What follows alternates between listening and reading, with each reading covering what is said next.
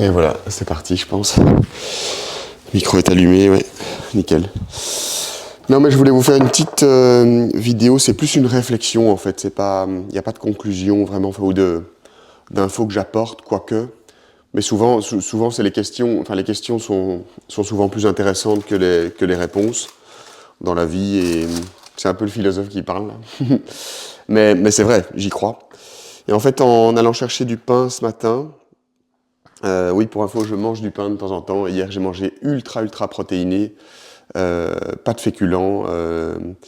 Et je vous ai expliqué, j'ai fait la vidéo sur le boulgour que je voulais prendre, mais finalement, je ne l'ai pas pris. Et pourtant, j'ai fait du surf, du sport.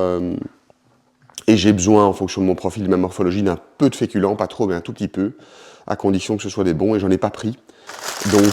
Donc logiquement, et je vous l'avais même dit dans la vidéo, je pense d'hier, ou en tout cas la précédente que j'ai postée, je sais pas quand je l'ai postée, que j'avais besoin d'un peu de féculents et que en fonction de ma journée très carnivore en fait, ou en tout cas qui s'y ressemble hier, ben, j'allais sans doute ressentir naturellement en fait dans mon appétit un besoin un peu d'énergie rapide, glucidique quoi, mais des bons glucides.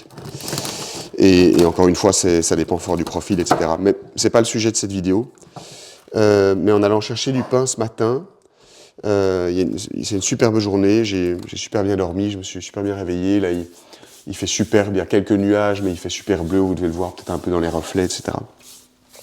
Je me suis posé la question, où j'ai eu une sorte de réflexion, comme ça j'aime bien ne pas mettre la musique et un peu laisser mon cerveau se réveiller à son aise et voir un peu toutes les idées qui se bousculent dans ma tête naturellement, sans être dans le rush, quoi, dans la précipitation, le matin. Et en fait, je me disais, je réfléchissais au rythme circadien, au cycle sommeil-veille. Et je me disais, en fait, les enfants, les petits-enfants, pas les nouveau-nés, parce que eux, évidemment, en fonction selon l'âge, on n'a pas les mêmes besoins en sommeil, quoi. Et le rythme circadien n'est pas le même. Les nouveau-nés, ils dorment énormément, ils dorment 15-16 heures par jour, et encore, moi, j'ai pas d'enfants, mais bon, ceux qui ont des enfants ou qui s'y connaissent mieux que moi me corrigeront, mais voilà, ils n'ont pas du tout les mêmes besoins. Le cerveau a vraiment besoin de beaucoup dormir. Ils sont dans des ondes cérébrales qui sont presque hypnotiques en fait, hein, et ils sont beaucoup moins aware, alertes, dans les high beta waves comme on appelle ça. Et le cerveau, pour se développer dans les premiers mois et les premières années de la vie, a besoin d'énormément de sommeil, de repos et même de calme. Et il est presque dans un état un peu imaginatif et de rêve, quoi. Parce qu'ils interprètent moins bien la réalité, il apprend, le cerveau est complètement le plus plastique, quoi, en tout cas le plus modulable, quoi. Mais très tôt, je ne sais pas à quel âge, mais à partir du moment où les enfants sont un peu réglés au niveau du sommeil et de la veille, et de l'éveil, le rythme est plus réglé, mais qui reste très jeune, hein, des enfants, je ne sais pas, 2 ans, 3 ans, j'ai des copains qui ont des enfants de cet âge-là, donc c'est un peu les seuls comparatifs que j'ai. Mais on remarque en fait, enfin moi je remarque, c'était la réflexion que je me faisais ce matin dans ma voiture, qui sont ultra bien réglés en fonction du soleil, quoi. Qui est quand même de nouveau, je veux pas sonner spirituel ni quoi que ce soit, et au contraire même, je pense qu'il y a vraiment une face spirituelle à cette réflexion, mais une face aussi très scientifique et rationnelle, qui est la première source d'énergie, quoi. Je vais pas dire qu'on vient du soleil, mais on est quand même nourri à l'énergie lumineuse du soleil, un peu de la même façon, mais à notre façon aussi, enfin, avec une réaction chimique différente, parce qu'on a un autre organisme, une autre composition, et on est une autre espèce, mais un peu de la même façon que les végétaux, que les végétaux, que les plantes, qui ont besoin du soleil pour faire la photosynthèse, quoi. Et nous, c'est un peu pareil, mais d'une autre façon, quoi. Et comme les animaux. Et donc, je me disais, les petits-enfants, en fait, très naturellement, ils ont une capacité, mais bon, je ne sais même pas si on peut parler de capacité, c'est plutôt naturel, qui colle très fort à la lumière du soleil, quoi. Donc, c'est-à-dire au lever du soleil et au coucher du soleil. Donc on a l'impression, c'est pour ça que je me disais en fait dans ma voiture, de façon tout à fait enfantine, comme une question, une réflexion un peu bête, mais c'est souvent un peu les meilleures, je me disais, mais en fait, comment ça se fait que les petits-enfants très jeunes, alors pas les nouveau-nés, mais les petits-enfants très jeunes, naturellement, qui ont beaucoup moins de mal que les adultes à se réveiller tôt, et qui se réveillent parfois à 5 heures, 6 heures du mat. J'entends les enfants de mes parents, les enfants de mes copains qui sont très jeunes et qui ont ça, et alors eux, mes potes, ils doivent bosser, ils ont plein de trucs, ils ont une vie active, ils ont une vie d'adulte, ils se couchent plus tard, etc. Et donc du coup c'est compliqué, parfois ils doivent se lever tôt. À partir du moment où l'enfant évidemment fait ses nuits, hein, mais les enfants se réveillent souvent plus naturellement tôt, et ils manquent pas d'énergie pour autant, au contraire, quoi, c'est naturel, quoi. Ils n'ont pas besoin de réveil, ils n'ont pas besoin d'alarme, etc. Et pareil pour l'heure du coucher, ils se couchent naturellement tôt aussi, sans forcer, ils sont naturellement fatigués quand le soleil se couche, quoi, si je peux le dire de façon ultra simple, quoi. Il est un peu simpliste certes, mais ça me semble quand même intéressant, quoi. Et de façon encore plus forte ou frappante, les animaux, c'est la même chose, quoi. Dès que le soleil se lève, on entend les oiseaux qui font du bruit, tous les animaux se lèvent, c'est la nature qui se réveille, quoi, en fait, hein. Et le soir, pareil, dès que le soleil se couche, les animaux se lèvent. Alors moi, je vis pas dans la campagne profonde, j'ai pas été éduqué là-dedans, etc. Mais je suis quand même assez proche de la nature et un grand fan de nature. J'en ai besoin et toutes mes vacances ou mes escapades sportives, etc. sont toujours ou ultra souvent dans la nature. Donc je suis quand même voilà, je suis pas le mec le plus nature, mais je suis quand même assez proche et j'ai une compréhension relativement fine de la nature, ou en tout cas avec un peu de bon sens, quoi. Et c'est quand même stupéfiant de voir les animaux qui collent très très fort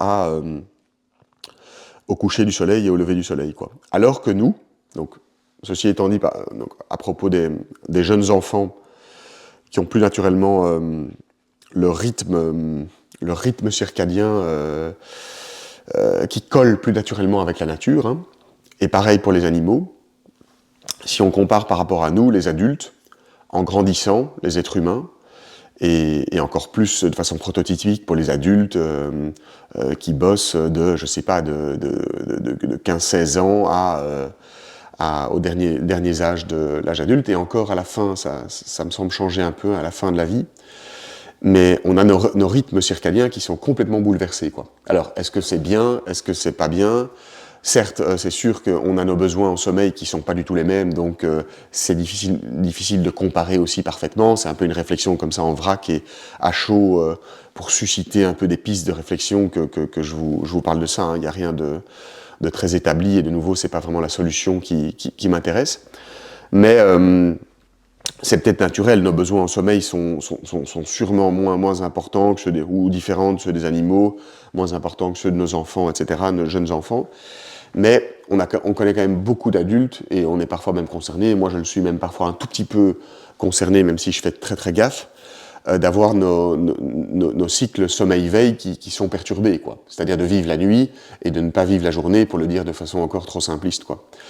Typiquement, moi, il faut que je fasse gaffe pour ne pas me coucher trop tard, ce qui est le cas typique, quoi.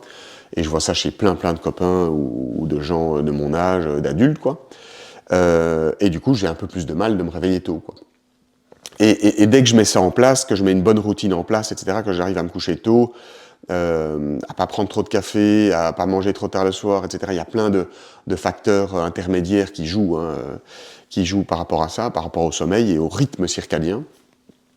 Mais dès que j'arrive à le faire, en quelques jours, mon rythme est beaucoup mieux calé et je me sens plus énergique, donc sans doute plus électrique, c'est-à-dire que j'ai une énergie électromagnétique dans mon corps qui fonctionne mieux. Tout ça parce que mon cycle est plus proche du cycle naturel de la lumière du soleil, quoi, pour le dire de façon encore trop bête, quoi. Un peu comme celle des animaux et des jeunes enfants. Le seul mot que j'ai à la bouche là maintenant, c'est plus naturel, quoi. Alors est-ce que c'est tout à fait contre-naturel de se coucher plus tard, de se réveiller plus tard, etc. C'est pas sûr, et ça dépend sans doute des lifestyles, des profils, etc. Mais j'ai quand même tendance à le penser un petit peu, quoi. Donc voilà, c'était un peu cette réflexion-là, ou cette question que je voulais un peu poser là, comme ça, en vrac, à chaud, ce matin, mais ça me semble assez important. Et d'autant plus que, moi, vous savez que moi, ce qui m'intéresse, c'est la santé globale. vraiment dans sa globalité, hein. Je suis vraiment spécialiste de rien et mon but c'est d'avoir une vision d'ensemble la plus globale possible, qui fait sens avec mon bon sens et mes outils, en utilisant les points de vue des experts à gauche, à droite, en alimentation, dans les compléments alimentaires, dans le sport, dans le lifestyle, dans la psychologie, en psychiatrie, même dans plein de choses, dans les scientifiques un peu plus rigoureux, enfin en biologie, ou qui viennent des sciences dures, même en physique, parce que pour comprendre l'électricité, il faut s'intéresser un peu à la physique, etc. Bon, mon but, c'est vraiment de prendre tous ces arguments ou tous ces experts, chacun dans leur discipline, et de les mettre ensemble et d'avoir une sorte de vision globale qui fait sens, notamment, principalement pour la santé, pour d'autres choses aussi, mais pour la santé, quoi. Et donc, moi qui m'intéresse fort à la santé globale, à la psychologie en premier lieu, mais maintenant, voilà, depuis quelques années, comme vous le savez, j'ai élargi un peu mon champ d'action, et la psychologie étant très liée à plein d'autres choses, au sport, à l'activité physique, au rythme, à notre propre rythme circadien, au soleil, donc au lever du soleil, au coucher du soleil. C'est pour ça qu'il y a un taux de suicide qui est plus important dans les pays nordiques, par exemple, etc., etc., quoi. Et tout ça est évidemment lié, et c'est pour ça que moi je veux voir les choses dans leur globalité. Et je vous parlais je brandissais cette question, je posais cette question du rythme circadien, et je comparais avec les jeunes enfants, avec les animaux, et par rapport au lever et au coucher du soleil, mais parce qu'il y a des implications un peu comme entremêlées comme une toile d'araignée au niveau de la santé qui sont gigantesques et très touffues en fait. C'est pas juste le fait d'avoir d'énergie parce qu'on se réveille tôt le matin et on se couche tard le soir. Ça change notre alimentation, et notre alimentation inversement aussi, c'est comme un cercle vicieux ou vertueux, ça dépend comment on le fait. Notre alimentation impacte aussi évidemment notre sommeil. Le sport qu'on fait, est-ce qu'on le fait trop proche du sommeil, pas proche du sommeil? Est-ce qu'on fait du sport tout court? Est-ce qu'on fait pas de sport? Est-ce que c'est du sport plutôt cardio, light, ou est-ce que c'est plutôt du sport HIIT, haute intensité, etc. Il y a plein de facteurs qui jouent par rapport à ça, quoi. Et moi, ce qui m'intéresse évidemment, c'est de voir un peu tous les effets indirects sur une partie de la santé, et puis sur une autre, et sur une autre. Mais ce qui me semble quand même très très central, et de plus en plus depuis que je m'intéresse, depuis que j'ai compris un peu ce layer plus fondamental que tout est électrique, ou plutôt tout est énergie, et les principales sources d'énergie sont l'énergie électrique et magnétique.